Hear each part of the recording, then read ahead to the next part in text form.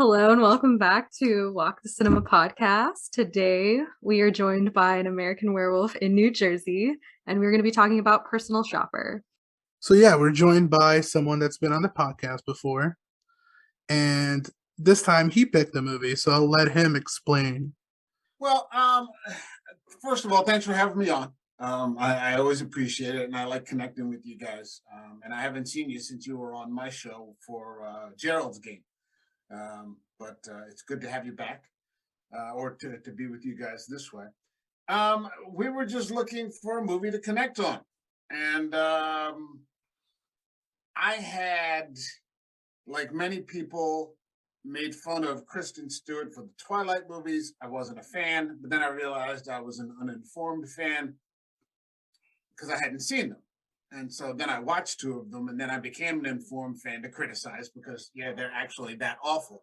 But I kept hearing these recurring stories that Kristen Stewart and Robert Pattinson were actually amazing actors.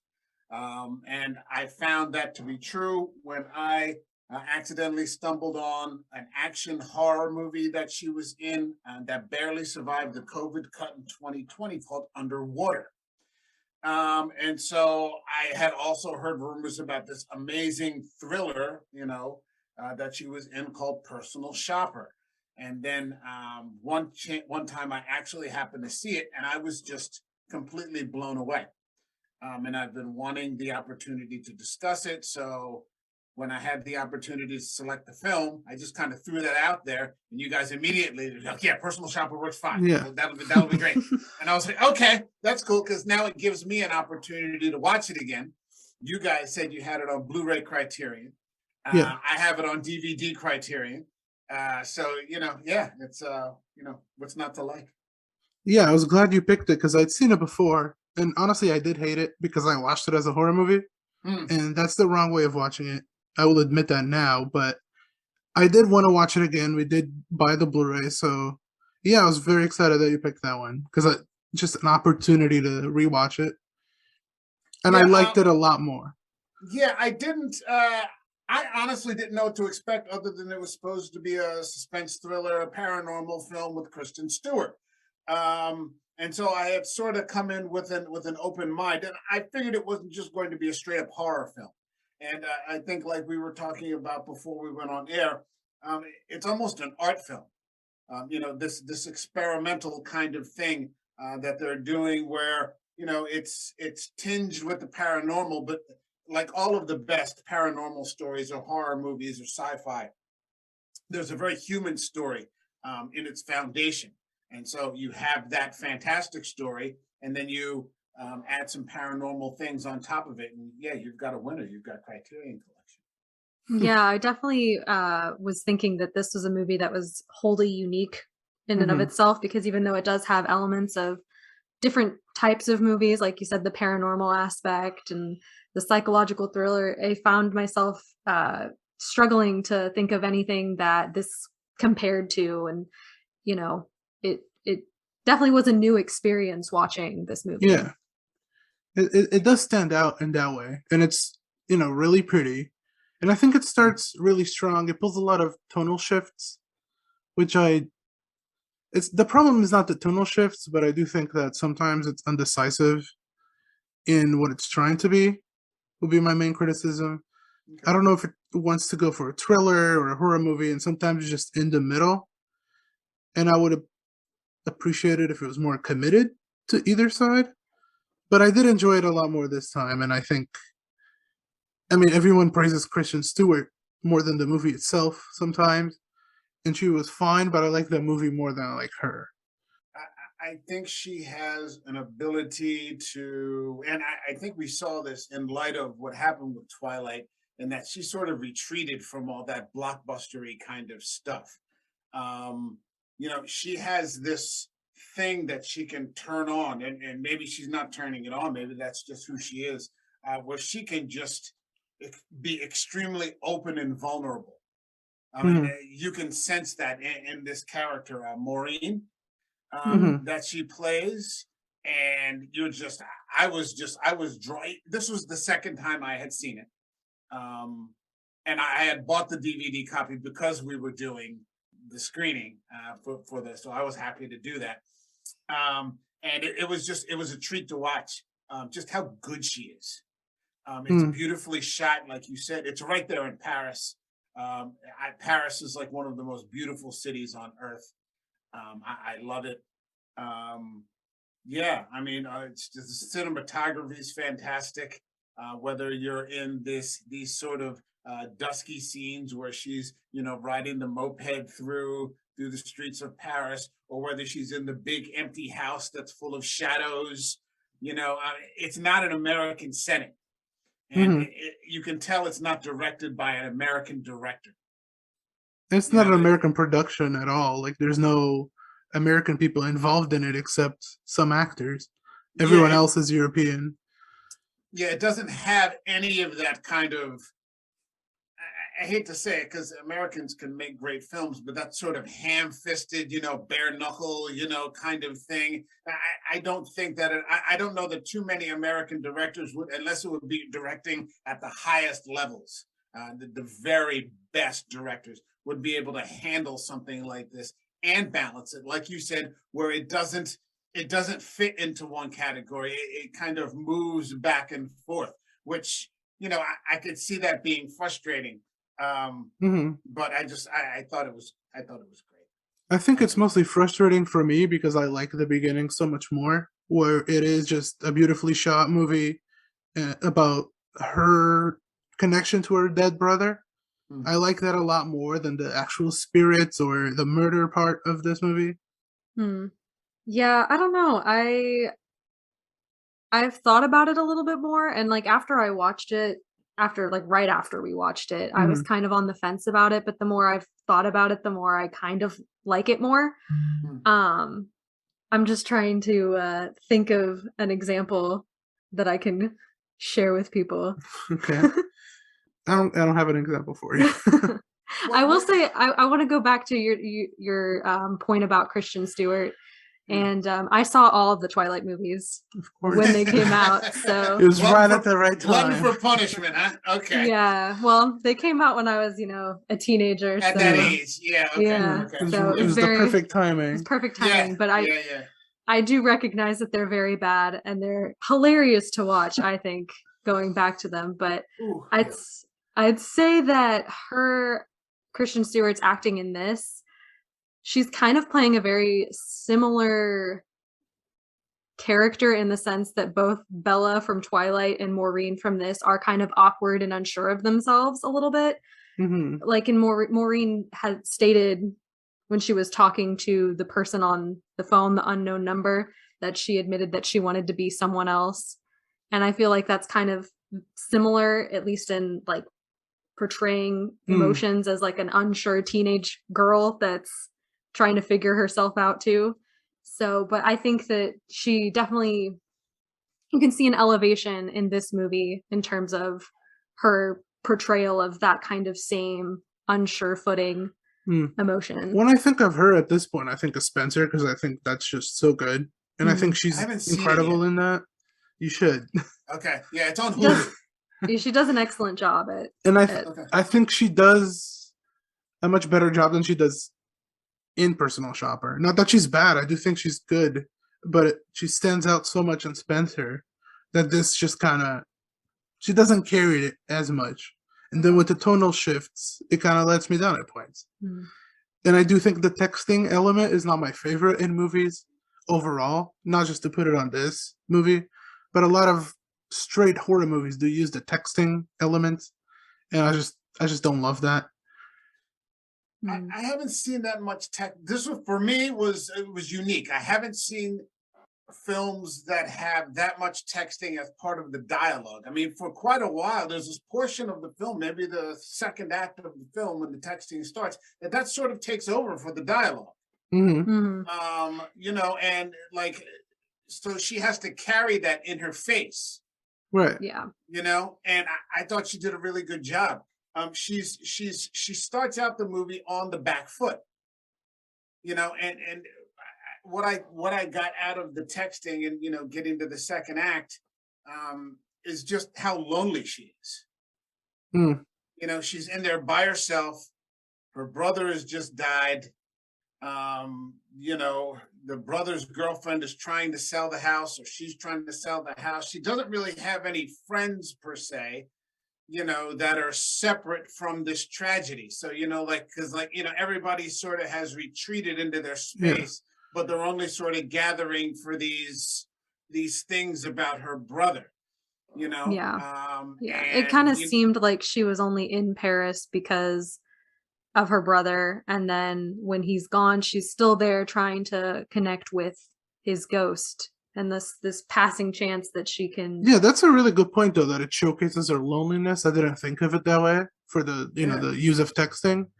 And yeah, she has to carry a movie where she's not talking a lot. Yeah, that is a good point. I do like that aspect, but I just don't like the texting itself. Yeah, I think I think it's more along the lines of like it's trying to be ambiguous with that, because we're not sure if it's an actual person that has her number that's texting her, True. or is it the spirit that she saw in the house? Is it her brother? We don't know, I think, up until pretty much the very end, kind of. But when that happens, I think of Unfriended, which is kind of a silly horror movie where the spirits control the phone. I think that's a little silly. The instant message, they're controlling the instant messages or something like that. Yeah, and I don't think this movie would go that silly. Or if it would, it's a little like off pace for it. The tone never gets super heavy. There's just enough suspense to keep you going. Seeing this for the second time and understanding where the texting is coming from, it had a different effect on me because I immediately associated the texting with stalking. And so I was like, oh, that's, and so, there's also and I usually don't think about this too much. But how unsafe it would feel. Yeah. For someone to just start texting you, I know where you are. You're going to London. So there's a different kind of creep factor that happens the second time around, knowing that, but that she chooses instead, maybe I'm not exactly sure why, to turn into that instead of block, because she starts out saying, I'm going to block the number. Right. But then she doesn't block the number. And so, the person on the other end of the phone sort of becomes like her confessor. I think she wants to believe it's her brother, and that's why she's hesitant in just eliminating that. Well, I think it's that, and also she has no one to talk to. True. Like she has a boyfriend and he seems like a decent guy, but his head's in the clouds over in Oman. He's up in North Africa somewhere, doing his thing. And she just, forget her boss, Kira. Yeah, she's just not. There's nobody for her to talk to, and then we get to this, what we don't even know, the brother's girlfriend within 90 days has already met someone else. Yeah, I think that probably, even though she says it's fine and that she deserves to be, the brother's girlfriend deserves to be happy, I think that it does kind of show that I think it accentuates how lonely she is again, because this one person that kind of felt the same feelings that she did, like, she could relate to her, but now she's seeing her moving on, and then that kind of hurts her more than the fact that she dated the brother. Yeah, and I think that that probably further pushes her into this unknown number, because that's all she has. She can't talk to anybody because nobody knows what she's going through. And plus, sometimes it's easier, maybe this is why therapy works. It's easier to talk to a stranger. Yes. You don't have the judgment. You don't have to see the expression on your friend's face or in your family member's face, when you say what it is that you're thinking necessarily, so, it's easier to talk into this sort of anonymous outlet, that sort of presented itself, which I understand. But at the same time, like I said, upon watching it the second time, immediately associated with stalker, and the person on the other end of the phone is very dangerous. Yeah, we see that. What she did was very foolish. But she's just so desperate and starved for contact with someone, that, she ends up sort of, Doing really go, stupid things. yeah, I mean, like going to the hotel, Mm-hmm.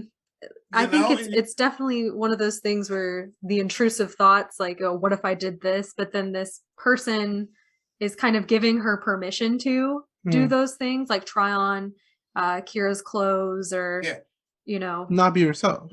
just not be herself, which is yeah, what her goal is, to be different. And I do think once she goes to Oman and she feels like she's closer to someone that likes her, which would be her boyfriend, she does start to question why she's trying to talk to ghosts. I mean, that's the ending, right? Where she says, "Is it you or is it just me?" Hmm. and I think, yeah, I think with that part, she does mention that the ghost medium thing was kind of her brother's thing and that he was better at it and she was just kind of following along. And I think that she's trying so hard because they did make that pact that whoever dies first has to try to make contact. So she is doing her best to try and uphold that promise to find his contact, yeah, I mean, she's living two lives, and they're both kind of empty. Mm-hmm. She's living this life as the personal shopper for this completely amoral, Yes. she's just, here's the money, my boyfriend's in the other room. I'm discussing with my lawyer to save this gorilla, but the gorilla has to be there in the photo. You're like, things that are just nonsensical. This person has no attachment, Yes. to any sort of, real world situation. But then the search for her brother's spirit is equally empty. Mm-hmm. There's nothing, she's just like, she hates the job and she wants to get out of there, but she feels sort of pinned in, by this obligation. Yeah, it's just she just can't leave the city in general because she believes that there's what. Yeah, she has to be there because that's where the ghost is. Yeah, yeah. But we kind of see that there's at least something following her because in the last scene, it's she sees the floating cup and it smashes on the floor again. Which is the same floating cup that we see in the background when she's at the girlfriend's house. Her brother's girlfriend. Yeah. I don't know if it's supposed to be the same spirit. I don't know if it matters that it's the same spirit. Because it's not about the spirits, it's about her. Yeah. That's why the movie's called Personal Shopper and not Ghost Hunter. Right.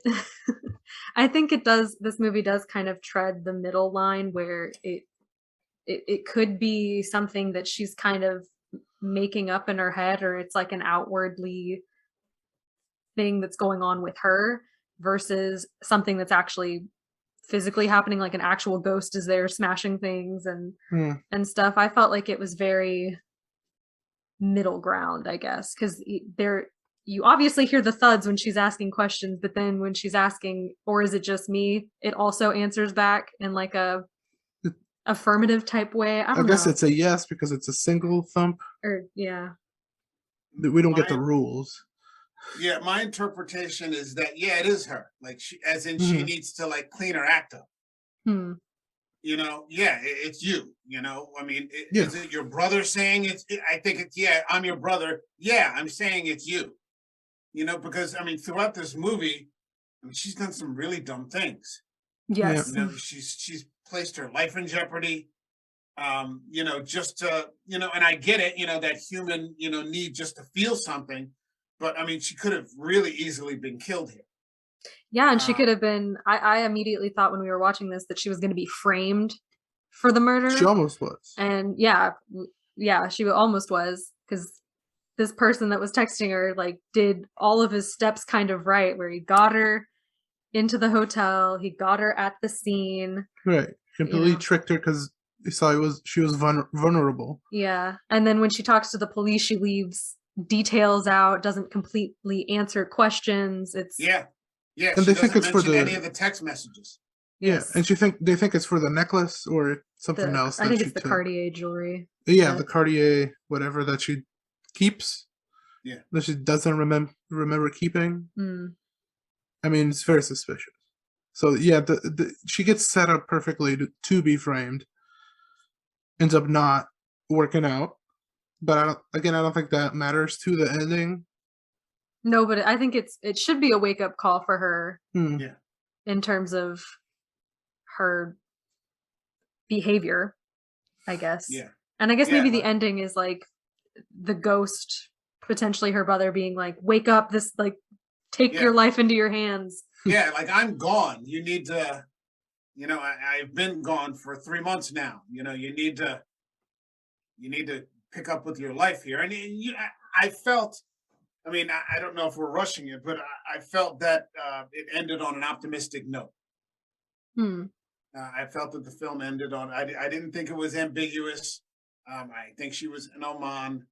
The boyfriend seems solid, and he seems solid because of one thing that he said. It's Spartan, but that's the way you said that you wanted it. So he's kind of, he seems level-headed. He's not trying to do these excessive kinds of things. Yeah. This is what you said. This is what this is what we're doing. This kind of thing. I think it ends on an optimistic note, not necessarily, wedding bells or something like that. That's not what I'm saying. But I mean, for her, Yeah. her being in Oman is the right place for her to be. I do think it's optimistic in the way that she did learn, and she does seem to be different now at this point where she's close to her boyfriend. But I don't know. I still think it goes in the middle row where it doesn't really want to answer you. And sure, it's on purpose, but I don't know if I like that. That can be French films. Mm. French films can True. can end very ambiguously. And they sort of leave it up to they don't try to solve everything. But I think it takes the middle road throughout the whole movie, not just the ending. Well, she is on the middle road. Yeah, I think that is the point. I think the point is the character sure. is in the middle, and she's struggling. And do I stay here in this job that I want? Do I, she's completely undecided throughout the whole thing. She doesn't really make any decisions. Okay, that's true, because she's making decisions for, well, not even really for other people. She's just kind of doing what they want to do. Like, I think, at least when I saw, it kind of made me feel like she was uncomfortable selling the house so soon after his death, but she was just kind of going with the flow because that's what the girlfriend wanted. And then, she, doesn't try on any of the items, even though she wants to, because she's afraid Kira's going to yell at her, even though it seems like she'd done it in the past, or maybe had wanted to in the past. And Kira sure yelled at her, but didn't like fire her or anything. I mean, everyone hates her. Everyone knows how she is. Yeah, but she's still too scared to do anything for herself, Yeah, she doesn't have any agency.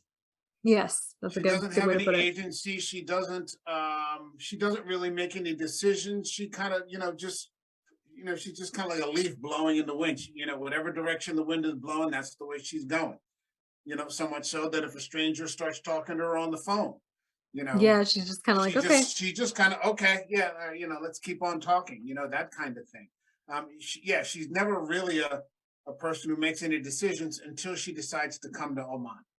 Yeah. That's her first ever, this is what I'm going to do this for myself. Yeah.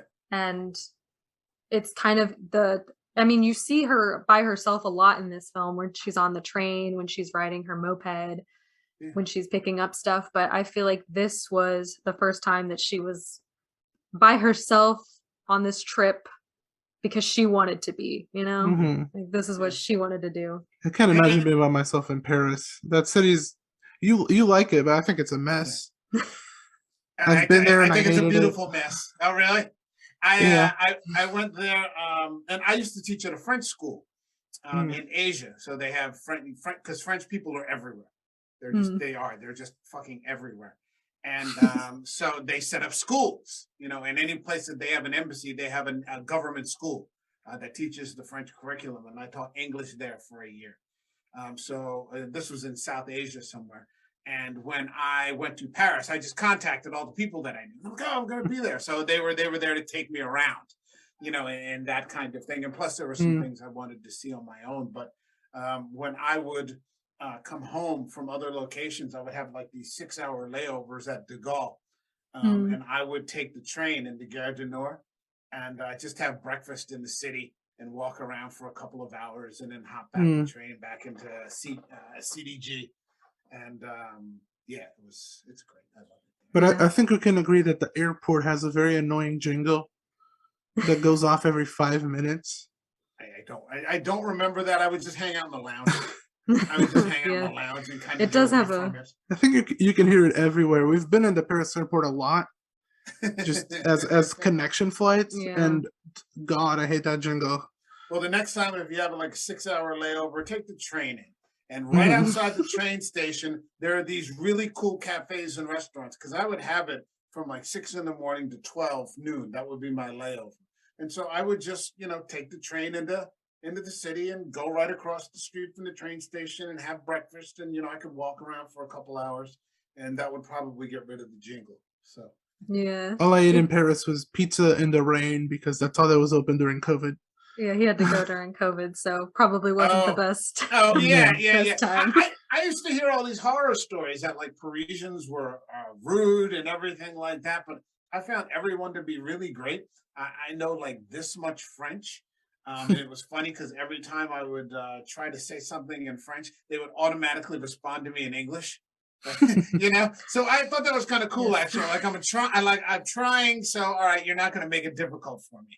That Yes. kind of thing. So I I've appreciate it. I've I've experienced that in Portugal where I know this much Portuguese and I'll try to say stuff and they're just like, I know how to speak English. Don't Yeah. Please. don't Yeah, embarrass yourself. It happens that way. But I mean, what I also put together was I would be a lousy personal shopper. I mean, hmm I knew I would be picking out all the wrong clothes. Like when she picks out that spangly dress. Yeah. No, I would have been like, hell no. Like, put that thing, that thing's hideous looking. And yet somehow when she put it on, it was like a horse of a different color. But like to see it on the rack, you never would have guessed anything like that. So Yeah, yeah. I was also thinking the same thing, but I think it would be fun to Right. shop for people, but I think I would be a very poor person and have to call the person 100 times a day trying to get what they actually wanted. And Just defeats the purpose of yes, having a yes, it does personal defeat the shopper. purpose. Yeah, And Kira seems hard to work with. yeah, I'm sure those people that you're working for probably are a lot of fun. They just expect you to be able to read their mind, that Mhm. kind of thing. But I mean, it was clear that she knew what she was doing, but it would still be a cool gig. I mean, you'd get to live in Paris and, I wouldn't have a scooter, but, Yeah. it would be pretty cool to get around that way. The shots in Paris were extremely beautiful. The nighttime shots, as she rolled around the city, Yeah. I just thought it was fantastic. Yeah, the movie did look great, but I think the editing at times took me out of it. They used a lot of fade outs as soon as Yeah. a sentence would end, and that kind of would take me out of it. There Okay. were a few that were like that were a little jarring. Yeah, it's like I'm watching a movie and then this happens. I'm like, what the heck? Why would they like just cut so quickly? Which maybe there's a point that I'm missing, but even if there is, it still took me out of the movie. It didn't bother me all that much.